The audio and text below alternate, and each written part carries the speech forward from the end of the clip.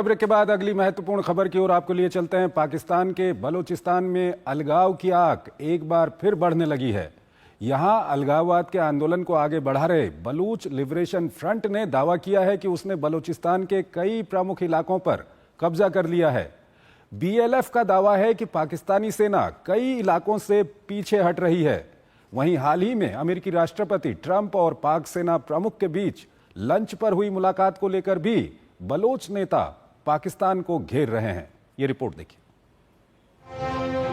पिछले कुछ वर्षों में बलूचिस्तान के लोग अपनी आजादी के लिए इतिहास के उन पन्नों को पलट रहे हैं जिसे पाकिस्तानी शासकों ने अब तक दबा कर रखा था। इसलिए बलूचिस्तान में कई विद्रोही संगठनों ने पाकिस्तान के अलग अलग सूबों में बगावत की आवाज बुलंद कर रखी है। बलूच अलगाववादियों ने अपने अभियान को रफ्तार देते हुए हमले तेज कर दिए हैं। हाल के दिनों में ये हमला इतना भीषण होता है कि पाकिस्तानी सैनिक बलूचों के नाम से कांपने लगे हैं। बलूच कार्यकर्ताओं ने तो यहाँ तक दावा करना शुरू कर दिया है कि पाकिस्तानी सेना अब सिर्फ क्वेटा तक ही सिमट कर रह गई है। पिछले 2 दिनों में बलूच लिबरेशन फ्रंट यानी बीएलएफ ने अपने हमले को धार देते हुए कई सरकारी ठिकानों पर कब्जा करके आग लगा दी और हथियार भी लूट लिए। बीएलएफ प्रवक्ता ने दावा करते हुए कहा कि उसके लड़ाकों ने शनिवार को मस्तूम जिले के करदगप शहर में एक बड़ा ऑपरेशन चलाया। ऑपरेशन के बाद बीएलएफ के लड़ाकों ने करदगप मांगचुर लिंक रोड पर अस्थायी चौकियां स्थापित करते हुए जांच के दौरान 3 बाहरी लोगों को गिरफ्तार करने का दावा किया। समूह का दावा है कि उन्होंने आधी रात तक सड़क पर नियंत्रण बनाए रखा। 5 घंटे की नाकेबंदी के दौरान पाकिस्तानी सुरक्षा बलों का कोई अता पता नहीं था। बहरहाल पश्चिम एशिया में तनाव के बाद अब पाकिस्तान को भी घरेलू मोर्चे पर डर सताने लगा है। आर्थिक रूप से बदहाल पाकिस्तान ने पहले चीन के साथ बलूचिस्तान में मौजूद खनिजों का सौदा किया, लेकिन चीनी कर्मचारियों पर जब विद्रोहियों के हमले बढ़ने लगे तो बीजिंग ने सरकार को दरकिनार करते हुए सीधी बातचीत का सहारा लिया। इससे चीन पर विद्रोहियों के हमले तो कम हो गए, लेकिन पाकिस्तानी सुरक्षा बलों की मुसीबत बढ़ गई। इसलिए पश्चिम एशिया में तनाव का फायदा उठाते हुए army chief field marshal Asim Munir ने अमेरिका का रुख किया। मीडिया रिपोर्ट के मुताबिक अमेरिका दौरे में मुनीर ने बलूचिस्तान स्थित महंगे खनिजों का सौदा किया। पाकिस्तान के मंत्री का नेशनल असेंबली में दिया बयान भी सरकार को कटघरे में खड़ा करने के लिए काफी है, जहां उन्होंने कहा कि मुनीर की अमेरिका यात्रा का असली मकसद बलूचिस्तान के खनिज संसाधनों का सौदा करना था। हालांकि पाकिस्तान सरकार अब भी इसे रणनीतिक वार्ता बता रही है, लेकिन विपक्ष और मीर यार बलोच जैसे नेताओं ने इसे एक छिपी हुई सौदेबाजी करार देते हुए पाकिस्तान और अमेरिका पर निशाना साधा है।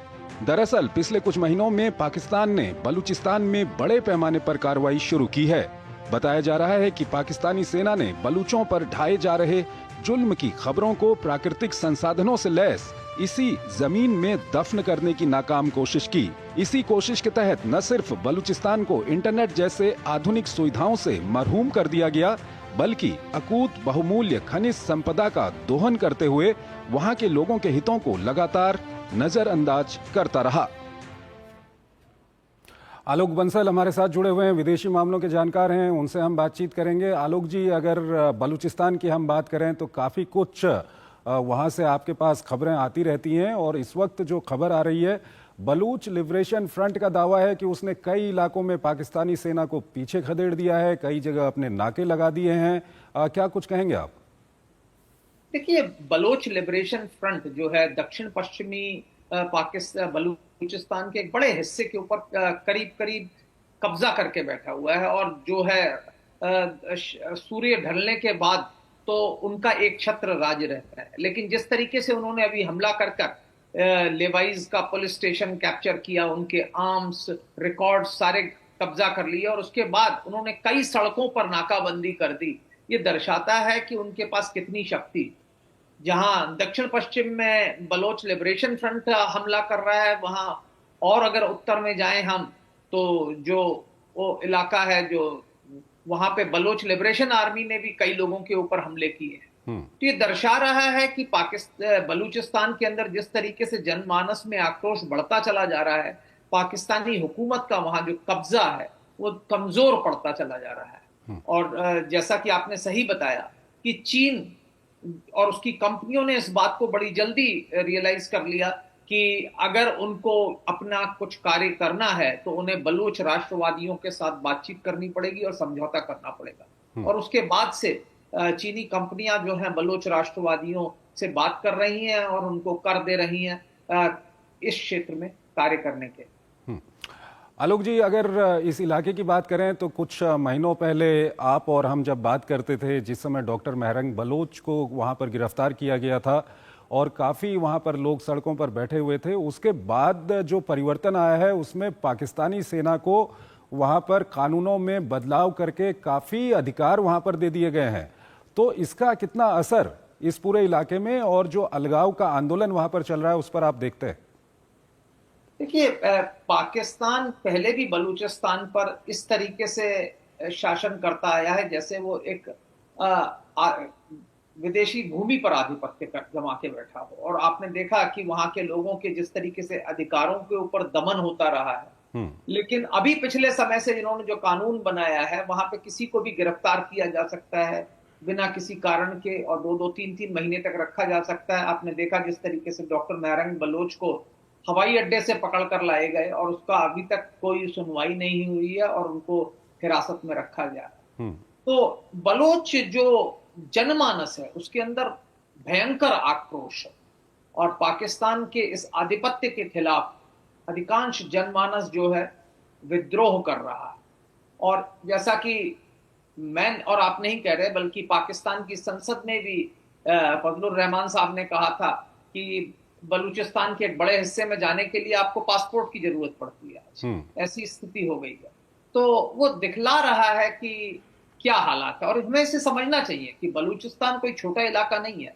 बलूचिस्तान प्रांत पाकिस्तान का 43% जो है, जो क्षेत्रफल है वो बलूचिस्तान, हालांकि जनसंख्या काफी कम है और यहाँ पे अधिकांश खनिज पदार्थ जो है वो यहीं पे है। चाहे आप सैंडक कॉपर माइंस की बात करें या ग्वादर पोर्ट की बात करें, यहाँ बड़ी बड़ी खनिज संपदा है। यहाँ लौह अयस्क मिलता है, आपको कोयला मिलता है, कई जो खनिज पदार्थ हैं, जो सेमी प्रेशियस स्टोन्स हैं, वो सब यहाँ मिलते हैं। तो आलोक जी, इस सब के बीच मीरियार बलोच की बात करें या दूसरे बलोच नेताओं की बात करें, वहां पर असेंबली में भी इसको उठाया गया है। जो हाल ही में फील्ड मार्शल मुनीर की और प्रेसिडेंट ट्रंप की जो मुलाकात हुई थी लंच पे, ये आरोप लगाया जा रहा है कि वहां पर बलूचिस्तान के खनिजों को लेकर के वहां पर बातचीत हुई है।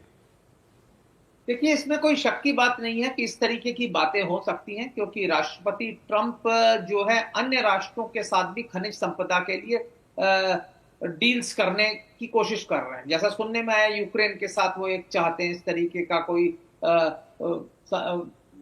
एग्रीमेंट हो जाए, समझौता हो जाए।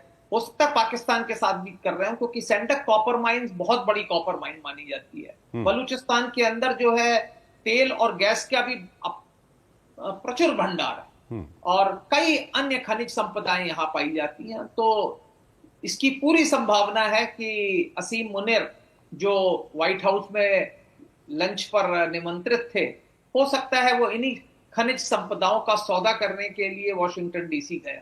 तो और इसकी काफी संभावनाएं हैं। चीन तो पहले से वहां पर है, अब अमेरिका को भी ऑफर करना।